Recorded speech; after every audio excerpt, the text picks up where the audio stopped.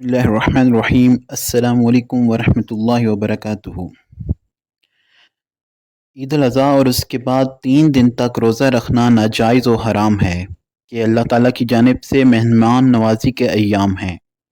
البتہ جس شخص نے قربانی کرنی ہو اس کے لیے مستحب ہے کہ عید کے دن قربانی سے پہلے کچھ نہ کھائے، قربانی ہی کے گوشت سے پہلے کھائے، مگر یہ کوئی روزہ نہیں، نہ ہی اس میں روزہ کی نیت کرنا جائز ہے۔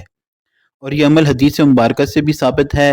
اسی عمل کو بعض لوگ روزہ رکھنا سمجھ لیتے ہیں، حالانکہ اس عمل کو روزہ رکھنا کہنا یا واجب و ضروری سمجھ لینا کسی طور پر بھی درست نہیں ہے، کیونکہ روزہ تو صبح صادق سے لے کر غروب آفتاب تک بے نیت صوم کھانے پینے اور عمل زوجیت سے رکنے کو کہتے ہیں۔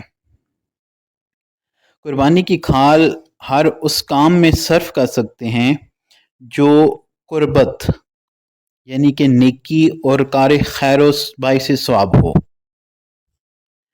قربانی کرنے والا کھال کو باقی رکھتے ہوئے اسے اپنے کسی بھی کام میں لا سکتا ہے، مثلاً اس کی جائے نماز بنا سکتا ہے، چلنی یعنی کہ چھلنی، تھیلی، مشکیزہ، دسترخوان، ڈول وغیرہ بنانے کے لیے یا کتابوں کی جلد میں لگانے، یہ سب کر سکتا ہے۔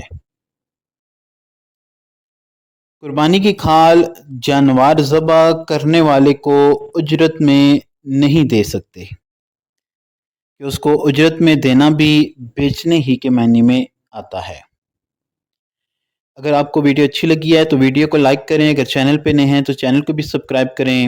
جزاکم اللہ خیرا کثیرا۔ السلام علیکم ورحمۃ اللہ وبرکاتہ۔